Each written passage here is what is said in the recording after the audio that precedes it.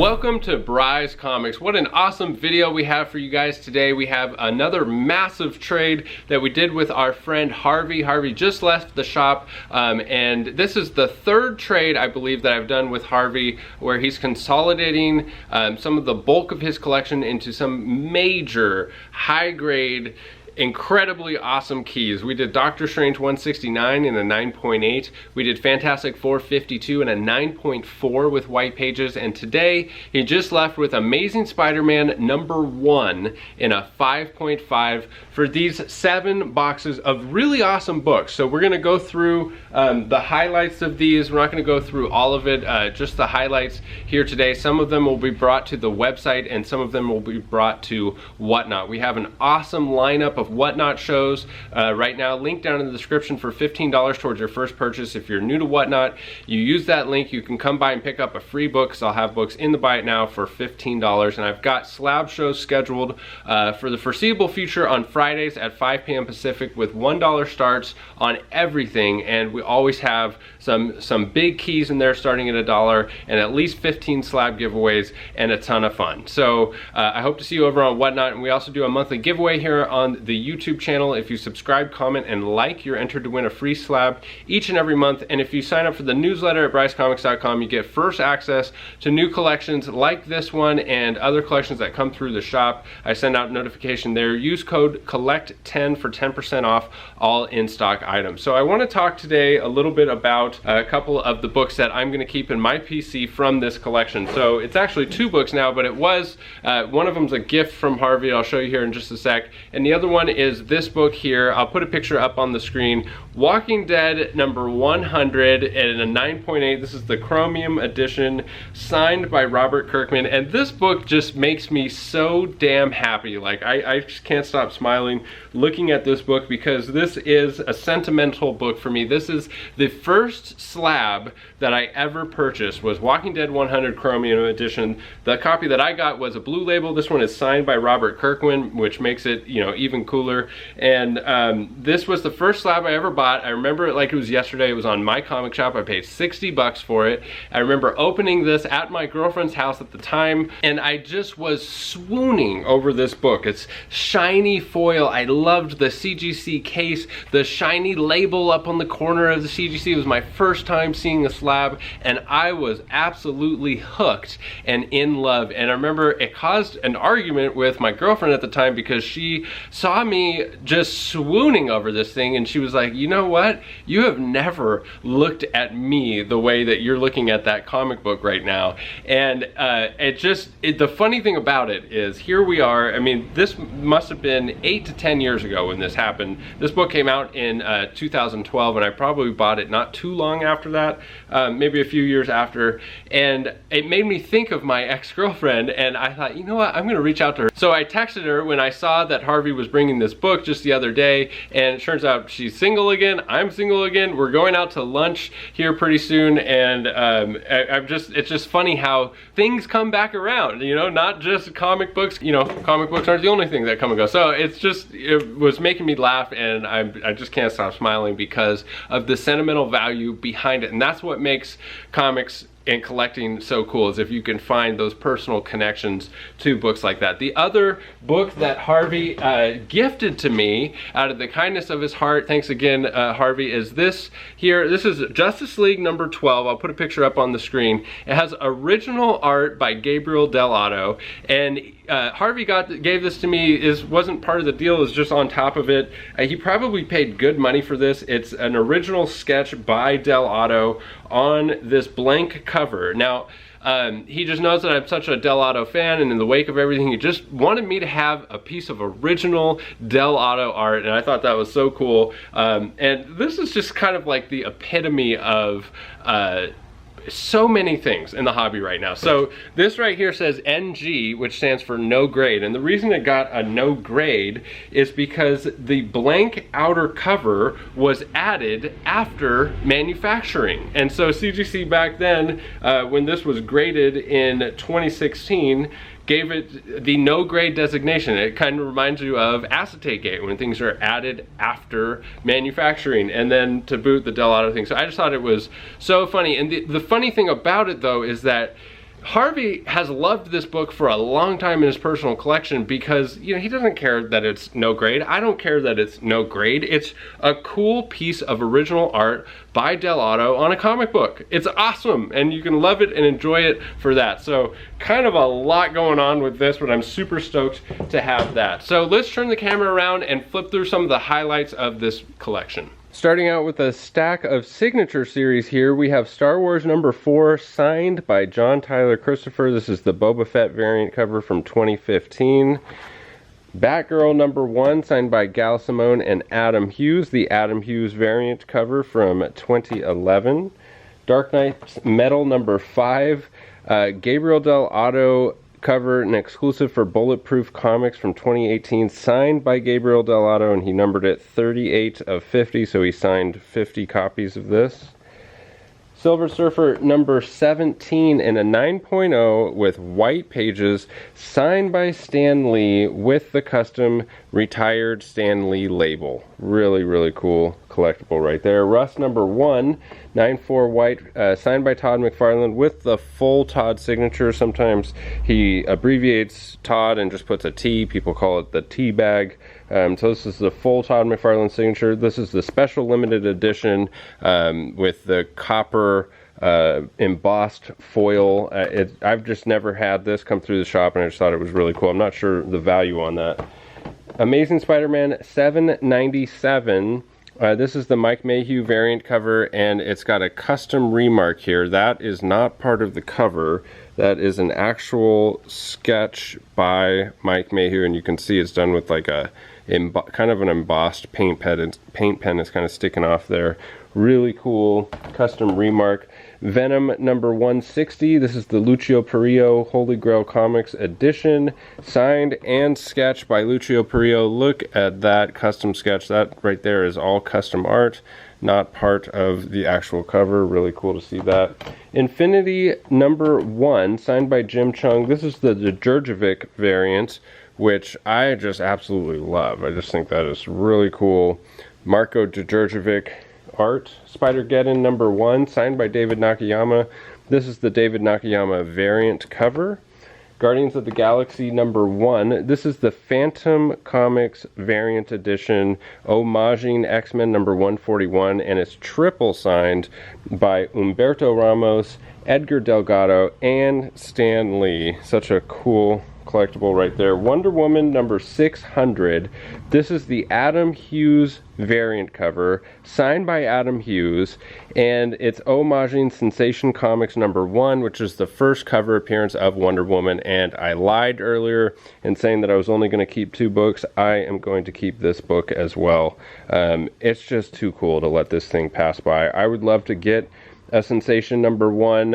I'm a huge fan of this Golden Age Wonder Woman keys, and you know, until then, this is the next best thing. And maybe even after, if I ever do acquire a Sensation 1, this would just go so good with it. So that one's staying in the personal collection. Dark Days, The Forge #1, signed by Andy Kubert, Jim Lee, Scott Snyder, and James Tynion with this gold foil edition. Such a cool cover right there. Deadpool #1, signed by Rob Liefeld.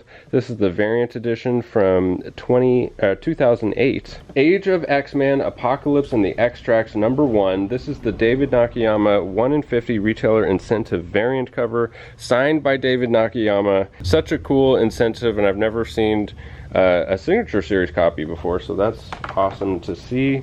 Spider-Man #592 from 2009. This is signed and sketched by Mike McCone. It's a variant edition with the first appearance of the new Vulture in cameo, and this is a Wolverine art appreciation cover, which is homaging Salvador Dali, and it's got this amazing custom sketch right there of Wolverine.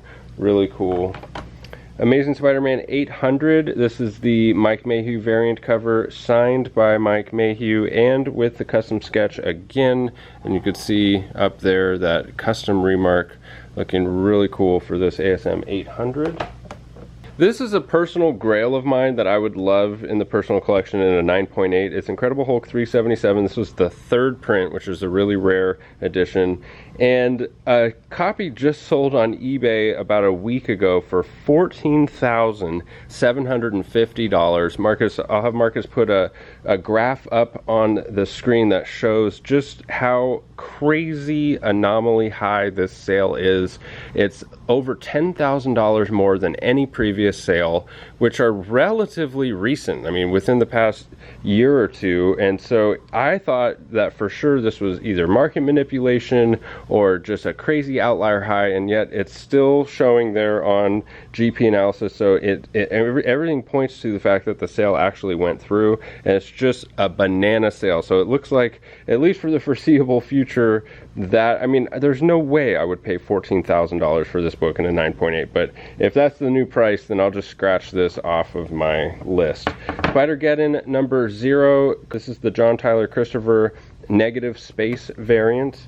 Bloodstone number 1, the first appearance of Elsa Bloodstone. I lied again. This one's going to stay in the personal collection as well. I just can't let it go. At today's prices, I love this book. She's already made her debut in the MCU, and I'm very curious to see what they do with the character, if anything. But this is a keeper for me. I love my modern variants. Amazing Spider-Man number 22 in a 9.8. This is the first appearance of Speedball. Star Wars Darth Maul, Son of Dathomir number 1. This is a convention edition Wizard World Comic-Con exclusive, and it says right here on the cover, 1 of 1,000. Marvel Fanfare number 10, just a George Perez cover that I thought looked really cool. Edge of Spider-Verse number 1. This is the variant edition. X-Men Annual number 14 and 9.8, first appearance of Gambit. Flash number 197, origin and first appearance of Zoom. This is a tough book to get in 9.8. Whenever I see it raw, it's usually not in the 9.8 range. Batman 400, 9.8 white, an awesome Bill Sienkiewicz cover, which I really like. This awesome back cover Virgin edition of the front as well, which is really cool. Here we have some Goon books. We have Avatar Illustrated, no number. This is a one-page Goon preview, which predates Goon number 1, and there you can see Goon right there on the cover. Kind of a sleeper book. I think just maybe a lot of people don't even know about that book. But here's Goon number 3 with these awesome Eric Powell covers. We got Goon 3 in a 9.2, Goon 2 in a 9.4, and Goon number 1 in a 9.4. Such a cool, rare collectible right there. Free Comic Book Day 2007. Now this is the first appearance of Jackpot, and this was, I believe, one of the first Free Comic Book Day books to actually hold some value. I remember when it was going for like 400 bucks. I'm sure it's come down a little bit since then, but and you know, I think the days of Free Comic Book Day books being this valuable are over, with the way that they're printed, the amount that they're printed, and people no longer sleeping on Free Comic Book Day books. But this one, first appearance of Jackpot. Submariner Comics number 41. This is a Golden Age book from 1955, and it has a small amount of color touch on the cover, 3.0. So I've had bad experience with small amount of cover touch. Look at this. The slim and trim appear slim and trim in only 5 seconds with the interlocking hands of firm support. There you go, folks. The slim and trim for men. Green Arrow number 1. This is a Canadian price variant. The first comic book devoted to Green Arrow. And having it in the Canadian CPV, it just makes it more rare, more valuable. The Untamed, A Sinner's Prayer number 1 from 2009, the first appearance of Niobe Ayutami. X-Men 205, this is the first appearance of Hope Summers. Darth Vader 3 second print, the first appearance of Dr. Aphra. 000 BT1. X-Men 166, 9.8 white pages, Canadian price variant. Really cool to see this, definitely more rare in the CPV. First appearance of Lockheed. Spectacular Spider-Man number 90, one of the Black Suit Spidey keys. This is the first black costume in this title. Catwoman number 51, Adam Hughes variant in a 9.8. Detective Comics number 1000 in a 9.9. This is the Art Germ Collectibles Edition B. First appearance of Arkham Knight in DC Universe continuity. And look at that cover, featuring the trifecta of the sexy ladies of DC Comics. Umbrella Academy Apocalypse Suite number 1 in a 9.8. I really liked this show. Where the first season, second season, it wasn't as good as the first, and the third season, it lost me. Batman official motion picture adaptation, no number. This is the Prestige format with cover art by Jerry Ordway. Just a really cool collectible. Look at that back cover. Harley Quinn number 1 from 2000, the first Harley Quinn in her own title. House of Mystery number 160 and a 9.0 with white pages, a nice addition for that. This is the first Silver Age appearance of Plastic Man. Deadpool number 13 with this amazing cover art by Adi Granov. This is the trade dress version, so there's also a store exclusive that has a virgin edition of that. Saga number 1, first appearance of Mariko and so many others, first print. Red Hood, The Lost Days number 1. This is a really expensive variant cover by Francesco Mattina. Alias number 1, the first appearance of Jessica Jones and the first Max title. Magic Order number 1, I just put this aside because it has this awesome cover homage to Swamp Thing, and this series has also been optioned, and this is a Port City Comics exclusive. Magic number 4, this, it doesn't say it on the label, this is when Magic becomes Darkchild. Love this little series. Dead Rabbit number 1, this is the variant cover. Dead Rabbit was recalled due to trademark infringement, so there was a bar called Dead Rabbit, and they had to recall this whole series because they got sued for not having, done the proper due diligence on using the name Dead Rabbit. Witches number 1 from 2014 and a 9.8. Marvel Superhero Secret Wars number 7, the first appearance of the new Spider-Woman, 9.8, white pages. Micronauts number 1, first appearance of Baron Karza. This is just cool to see. Spider-Man Reign number 1 from 2007. It has 2 different covers with Care Andrews covers. It has one with the black suit and one with the normal suit. And I just thought that looked so dope together, the two of them. Dark Horse Presents number 24. This is the first appearance of Aliens in comics in a 9.8 white. Kick-Ass number 1. This is the sketch variant cover from 2008. Amazing Spider-Man number 674. And I put this aside just to see what kind of incentive cover or variant. Maybe it's just a regular variant, but a really cool Pascal Ferry cover. Silver Surfer number 4 cover swipe, which I just thought was really cool. This is a book that I've never seen come through the shop. Richard Dragon Kung Fu Fighter number 1. 9.8 white pages. First appearance of Richard Dragon and a whole bunch of others. Interesting book from DC. Spider-Man number 9. I set this aside because it's just got this awesome Todd McFarlane cover, and it's a newsstand edition, which you don't see too often. Edge of Spider-Verse number 1, second print. I'd never seen one of these come through, so I wanted to set it aside and look up the value.